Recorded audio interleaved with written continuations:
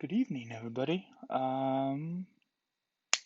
This week's post or module is asking us to pick two questions from chapter two and two questions from chapter three. So, question one from chapter two is explain four purposes of nonverbal communication given by given a concrete example at work. So, that topic, the purposes of a nonverbal communication, is are found in page 24 through 26.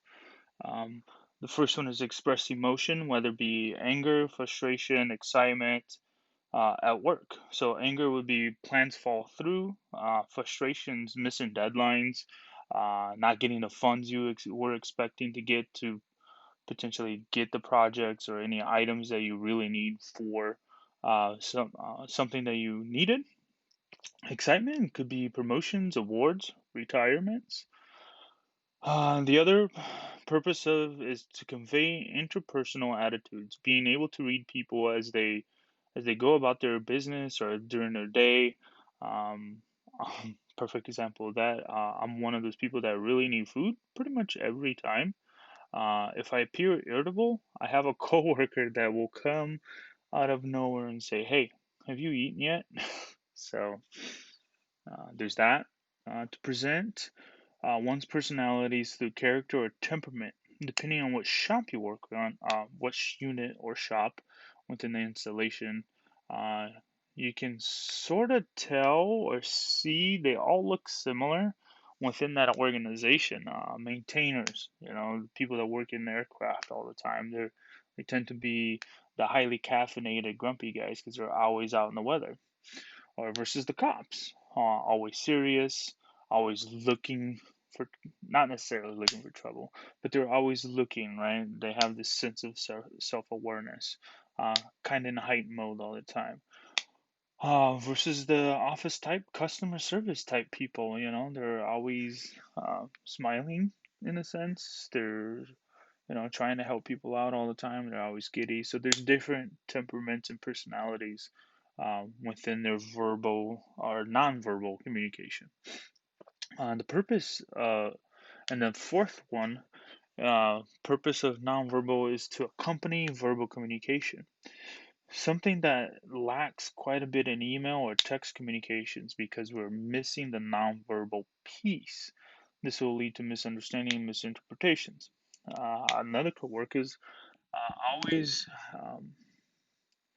always seem as if they're above it all demeanor and never responded to emails unless they feel the need to interject in a way to correct the process. At least that's what I thought. Come to find out after just reaching over to the phone and like, hey, what's up, what's going on, I just read your email, what did you mean about this? And you know come to find out they were just offering a simpler um, way to process what was being relayed over the message. Maybe that was, my own bias or personal bias towards that person, whatever the case may be.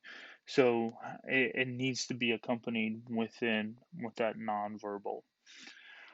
And then the second question is discuss three codes of nonverbal communication and how they impact interactive verbal communication. This is page 28, and there's a bunch of different codes for nonverbal. I picked the top three: kinetics, body movements. You always using your hands to communicate or direct people. Facial eye behavior. You'll see a lot of that where people just kind of wear it on their face, unless you have,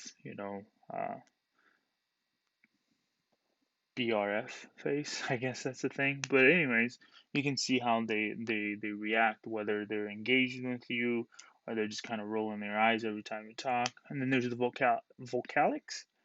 Um, Basically, is how you speak. Is it really soft or is it really, really loud? Trying to be directive, trying to get your point across. Sometimes people even change their vocabulary when they're talking to people, depending on the conversation. And then jumping into chapter four, I mean, not chapter four, chapter three,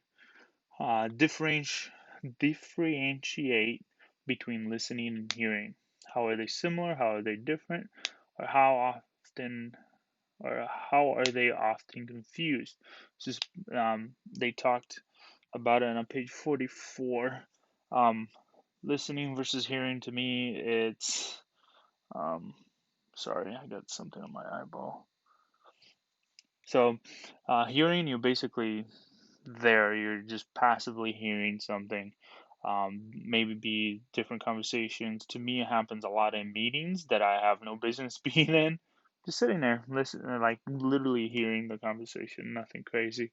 Um, and listening, you're actively engaged. So if the commander or somebody else is actually directly talking to you, you're hearing and listening to everything, you're processing everything that they're talking to you about versus just sitting there, right? And then the other question is discuss at least two barriers to listening with a personal example. How did these barriers impact your listening in your example? So this is page 46 through page 50. One of them is failing to limit distractions at workplaces or meetings. I see this quite often, depending which level of meeting it is. People are either flipping through their phones, scrolling, or sending messages, or they're not really paying attention. Some people I've seen that they're actually taking notes on their phones, but that be a little distracting. Some people are having side conversations, they're not really, or ruffling through papers. And then the other one is failing to focus on the message.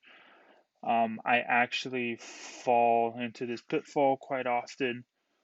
Uh, because I'm middle management. So I'm talking, doing 1,000 different things at once. At least I think I'm doing 1,000 different things at once. And then people come and talk to me. I'm working on this, and I literally like either put my phone down or stop typing.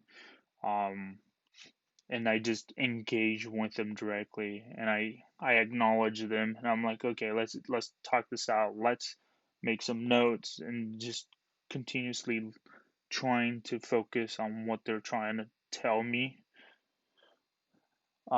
Sometimes I fall into the same pitfall, but in a different setting. When I go to higher level meetings, when there's other people, other commanders, and they're talking too much about their jargon within their own units. Some commanders, they've been knowing each other for some time, so they have their own little talks. Message overload. Once you start getting to those higher type of meetings, you start seeing the whole picture of what the installation does itself. So then you're just getting too much information at once, whether it be data or graphs or pictures, or just over and over again, just too much, almost like sensory overload. Um, so yeah, those are the questions I got. It was a bit of a longer video. So yeah, you guys have a good night.